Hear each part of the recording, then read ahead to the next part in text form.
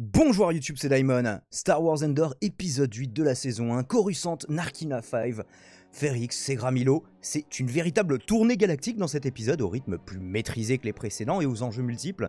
Un épisode où l'humain devient le rouage d'une machine au lieu d'utiliser de vraies machines. Quand Star Wars livre une critique du productivisme, personnellement, je ne peux que kiffer.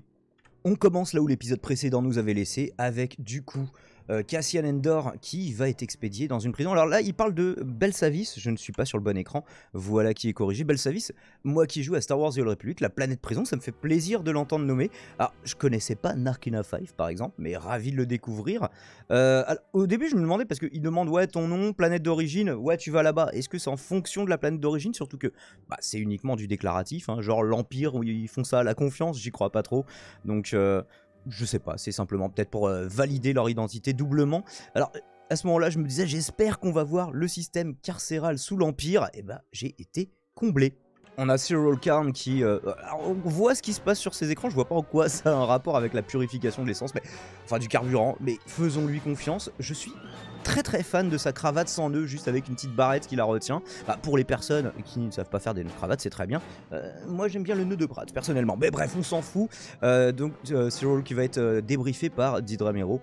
Il semble que le mec harcèle l'Empire depuis un bon moment pour retrouver Cassian Andor. Bah oui, puisque c'est l'artisan de sa défaite et du coup de sa déchéance, de son renvoi et le fait que... je sais plus comment ça s'appelait, Preox Morlana, finalement, oui, c'est toute l'entreprise qui béton, en tout cas qui perd un contrat de taille.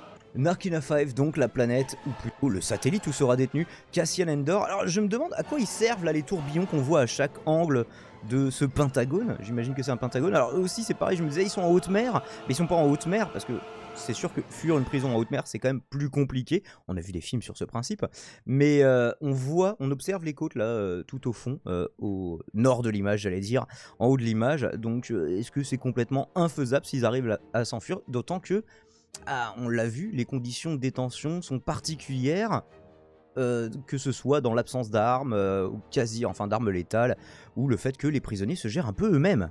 Et donc sur les tourbillons, on n'aura pas la réponse. Tant pis. Mais moi je continuerai de me plaindre sur les réseaux sociaux pour savoir.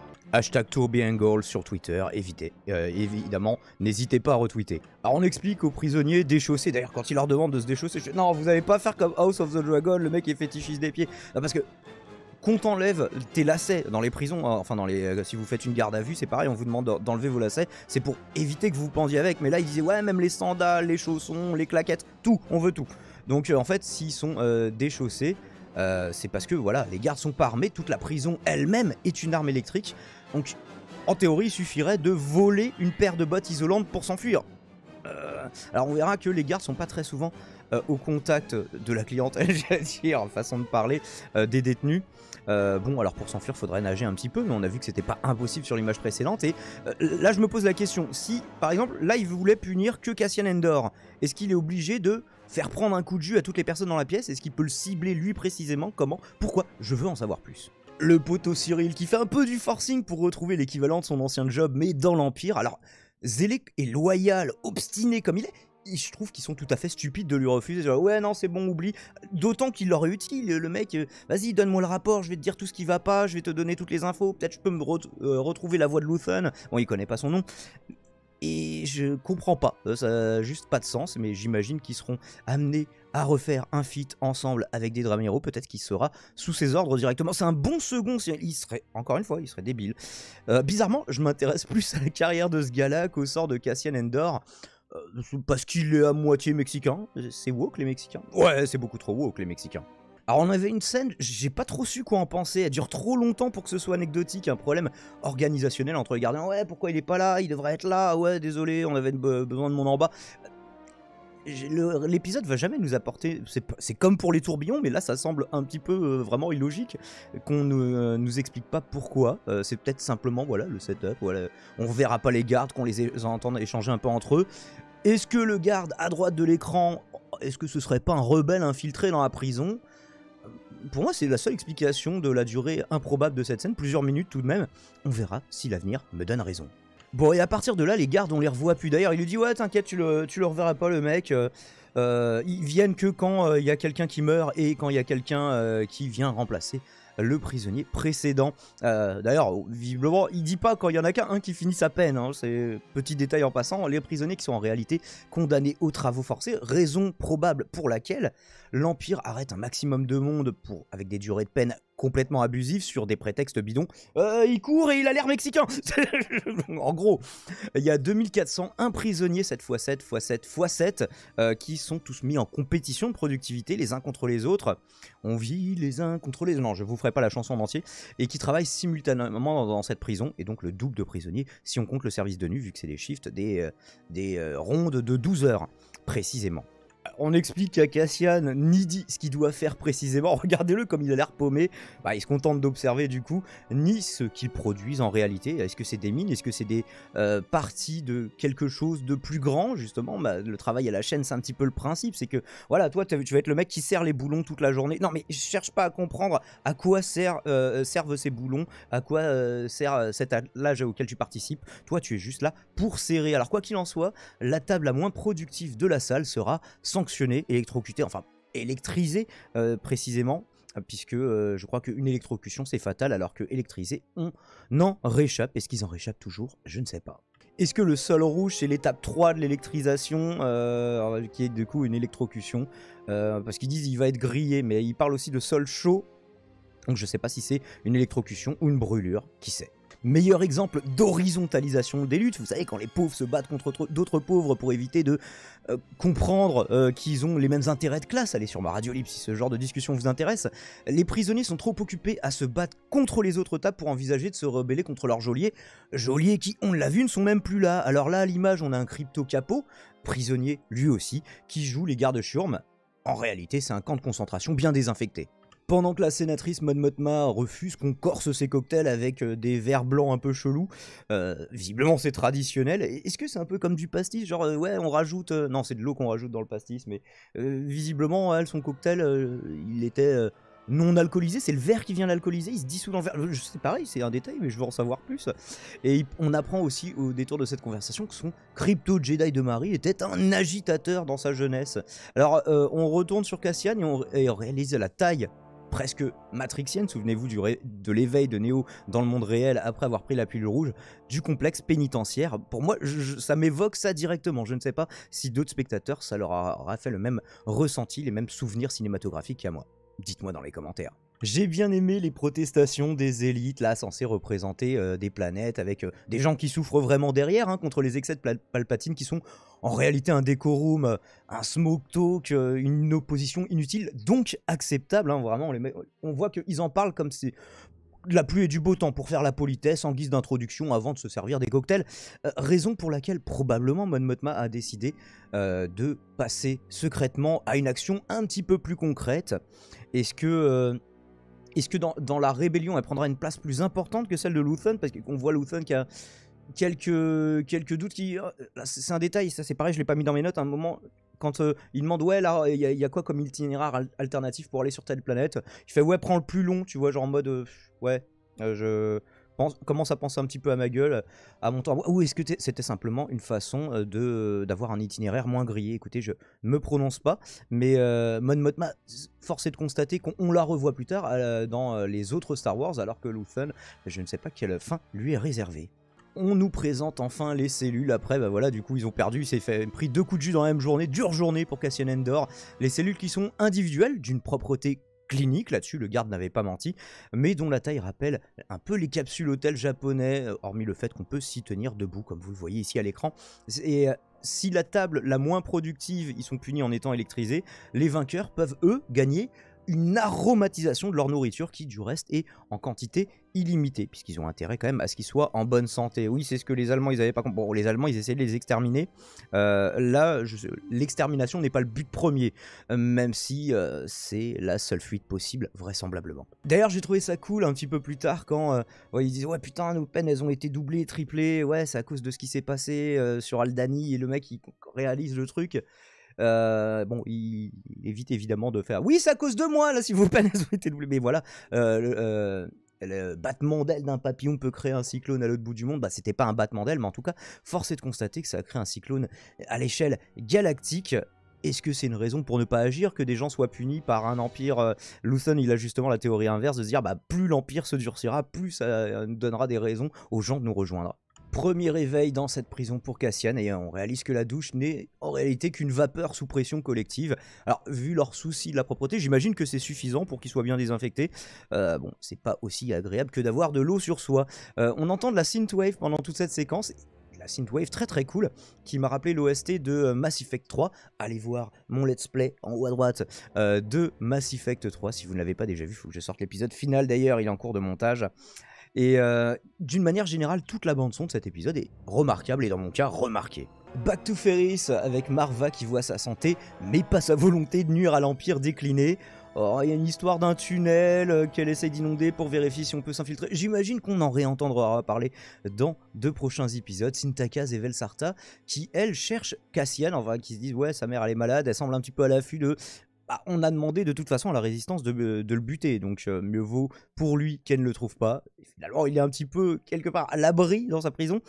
Cinta qui va bâcher Velsarta. Velsarta qui a plus le tempérament qu'on lui connaissait avant le casse d'Aldani, où elle était voilà plus un sentiment, un tempérament de leaduse, de vas-y arrête de poser des questions, fais ce que je te dis et tout ça. Là, oui, Cinta, je t'aime. Ouais, non, moi j'aime la cause. Et toi, en fait, tu ne m'aimes pas moi. Tu aimes, je suis un miroir. Tu aimes l'image que tu avais projeté sur moi. Bon, cliché sur 20. Velsarta qui a l'air surtout fatiguée par la lutte d'une manière générale. Et peut-être qu'elle aussi, elle va laisser le lead à Sintakaz de la même manière dont je pressens que Luthen s'efface au fur et à mesure des épisodes et des saisons face à Mon Mothma qui a l'air d'être plus subtil mais pas moins déterminé. Luthen justement qui se fait sermonner par son assistante Kleya. Alors c'était bien elle dans l'épisode précédent, je la reconnaissais pas avec les cheveux détachés, mais quand elle discutait avec Velsarta et qu'elle disait bon Cassian doit mourir, Cassian must die. Et en fait il s'oppose sur le fait de répondre à Bix Kalin sur Ferris, donc alors je sais pas pourquoi elle est... J'imagine qu'elle a de meilleures intentions envers Endor que eux et qu'il la trouve pratique potentiellement, elle a des informations. Kleya qui elle veut fermer la connexion complètement, hein, mettre fin à l'opération sur Ferrix par prudence et trouver Cassian Endor autrement et finit par obtenir l'aval de Luthen. Donc c'est pour ça que j'ai cette impression aussi qu'il lâche un petit peu du lest petit à petit. Donc on verra ce qu'il en est dans sa place au sein de la résistance. Vous, qu'est-ce que vous en pensez? Ça m'intéresse puisque là je suis vraiment en full conjecture. La durée des peines dans cette prison se rallongeant de façon random, complètement aléatoire régulièrement. La seule issue à cette prison s'emporte. Comme vous le voyez, ils peuvent sortir à tout moment. Ils peuvent sortir pour se faire griller létalement sur le sol. Alors j'aime bien les commentaires aussi qu'on a eu. Ah putain, pourquoi il a fait ça ici? Tu veux le faire où en fait? Le sol rouge, on l'a pas vu ailleurs. Pourquoi il a fait ça ici? On va se taper l'odeur de cramé, de chair carbonisée, j'imagine, toute la nuit. Donc ouais, ça m'a rappelé, bon c'est un peu différent, mais quand je prenais le RER B en région parisienne et où des fois il y avait quelqu'un qui avait sauté sur les rails, qui s'était suicidé et tout le monde était en mode... Aucune pensée pour la personne qui était morte de façon en plus horrible, hein, découpée par un train. Mais non, juste en mode putain, ça fait chier, je vais être en retard, ça va me retarder d'une demi-heure. Il y a quelqu'un qui vient de se suicider, les gens. La banalité du mal, enfin du mal, en tout cas de l'indifférence. Peut-être l'un des effets, même sûrement l'un des effets de la reprise en main de Ferrix par Dedra Meero, que ouais, on avait envie de la soutenir un petit peu dans ses démêlés internes à l'Empire. Maintenant qu'elle est au pouvoir, on se rend compte, même si c'était facile de s'en douter, elle est aussi zélée que Cyril finalement, et qu'elle n'est pas là, elle n'est pas venue ici pour blaguer. Donc l'Empire qui procède à des interpellations sur la planète, notamment Bix Kalin, qui est elle aussi recherchée. Est-ce qu'ils ont intercepté justement sa communication? Est-ce que Kleya avait raison de se méfier? Sûrement. Elle va prendre la fuite dans les rues de ce monde de ferrailleurs pour être chopée un petit peu plus tard, on le verra. D'ailleurs, on la voit pas se faire choper, hein. On la voit courir puis être arrêtée. Mais bon, l'esprit du spectateur fera sans peine la reconstitution de cette ellipse. Sur Segra Milo, donc, Luthen qui va rencontrer enfin Saw Gerrera, toujours campé par Forest Whitaker. Il joue à qui a fait le coup d'Aldani, sûrement parce que Luthen veut pas qu'on sache qu'il est blindé. D'ailleurs, il pourrait s'en douter parce qu'à un moment il fait ouais, j'ai ça à vendre, combien? Non, 0, par contre, je veux que tu rencontres telle personne. Pourquoi? Est-ce que c'est pas suspect à quel point tu n'as pas besoin de crédit, Luthen? Donc super prestation hein, de Whitaker qui, oui je l'avais mal prononcé tout à l'heure, qui surjoue juste assez pour qu'on reconnaisse le personnage de Star Wars qu'on avait, de Star Wars de Rogue One hein, précisément, qu'on avait adoré. On le voit aussi dans les Clone Wars il me semble, plus jeune. Donc une sorte de double inversé de Darth Vader parce que il n'a pas de scrupules non plus, Saw Gerrera. S'il faut tuer des innocents pour servir la cause, en tout cas sa cause qui devient de plus en plus personnelle, qui devient de moins en moins pragmatique, eh bien il le fera. Et aussi le fait qu'il est de plus en plus, il a de plus en plus d'équipements de survie. Alors là pas encore à l'image effectivement, mais justement on a hâte de voir, qu'on nous raconte l'histoire de cette robotisation entre guillemets de Saw Gerrera. Content de le voir en tout cas. Alors Luthen qui veut unir les résistants et qui pour ce faire poursuit son accélérationnisme, forcer l'Empire à se durcir pour créer par réactance un esprit de rébellion, soit la stratégie avouée d'une partie des chefs de l'État islamique. CF, ma future vidéo sur Athéna qui sortira bientôt, qui sera une vidéo avec du montage dans la playlist Le Journal de YouTube. Moi du futur pense à mettre l'affiche en haut à droite. Luthen qui va finalement se faire bâcher par Saw Gerrera. On a envie de dire chais. Big-Scaling qui est donc finalement arrêté et conduit dans le même hôtel que Pac pour être interrogé. Alors j'aime bien l'architecture de cet hôtel avec les petits balcons un petit peu en arc de cercle comme ça. Ça me rappelle un quartier Kalima, ou je sais plus comment ça s'appelait, dans The Nomad Soul, le premier jeu de Quantic Dream. C'est pareil, allez regarder, si je pense à mettre le lien, mon let's play, j'ai fait juste un gros épisode histoire de présenter le jeu et mes souvenirs par rapport à ce jeu. C'est le jeu le plus fou de la Dreamcast qui était sorti sur PC, qui était bien mieux sur PC évidemment. C'est Cyberpunk 2077 mais sorti en 1999, c'est extraordinaire, pardon pour cette parenthèse, je tiens à faire connaître ce jeu. Dead Ramiro qui tente la strat de ouais vas-y non il faut qu'elle voit le corps du mec, bon il est toujours vivant hein, de la dernière personne qu'on a interrogée. Alors c'est une bonne strat, en plus elle fait genre se vit non c'était pas fait exprès, genre qu'est-ce que vous faites, emmenez-le. C'est une bonne strat à la fois pour obtenir des infos et pour avoir moins besoin de la malmener physiquement. C'est ce qu'on appelle de la torture blanche, hein, tout ce qui ne laisse pas de traces sur le corps mais qui est destiné à briser les prisonniers, les suspects, tout ce qu'on veut. Et donc cette porte qu'elle ferme, voile pudique de métal sur ce qui sera potentiellement une séance de torture pour Big-Scaling en fonction de ses réponses ou de son absence de réponse, j'imagine, ou de ses compétences pour les conduire sur de fausses pistes. C'est ce qu'on espère pour elle. L'épisode s'achève sur la compétition acharnée qui continue dans l'unité 5-2D. D'ailleurs, la team de la table de Cassian Andor s'en sort de mieux en mieux, vraisemblablement. Chaque table, avec ses outils suspendus et son blanc immaculé, m'a rappelé personnellement le cabinet d'un dentiste. Est-ce que ça vous a fait ça aussi, plus que l'atelier d'un mécanicien, par exemple? On est complètement dans les temps modernes, façon Star Wars. Je ne peux qu'applaudir. Et c'est l'heure d'une conclusion. Conclusion! Alors je sais ce que vous allez dire parce que je fais partie des gens qui ont parfois critiqué négativement Andor, notamment son rythme quelquefois lent sans être pour autant contemplatif systématiquement. Force est de constater que dans cet épisode 8, on déploie vraiment tant le propos que les personnages inégalement, certes, les enjeux et ce, dans une variété de lieux grandissantes. L'OST est de haute volée tout du long, hein, pas seulement le morceau de Synthwave auquel j'ai fait référence. Il y a quelques tentatives intéressantes en termes de réalisation. Bref, un très bon épisode auquel je mets la note de 11 sur 20. Et vous en avez pensé quoi? Et en tout cas, ils sont très forts. Ils sont très forts chez Disney+ pour rythmer les trailers de Andor. Limite, on a envie de suivre juste par les trailers. Non, je déconne, je troll exprès un petit peu les fans. Vraiment bon, très bon épisode que j'ai aimé suivre. Et j'espère que vous aurez aimé suivre cette review en ma compagnie. Cliquez sur les trucs de fin d'écran que vous voyez ici s'afficher. Je vous dis à la semaine prochaine pour une review toujours sur Andor et à très bientôt pour la critique de Athéna dans un format un petit peu plus structuré, un petit peu plus travaillé. Ciao ciao, c'était Daimon. Ouais, je vous salue avec l'autre main cette fois.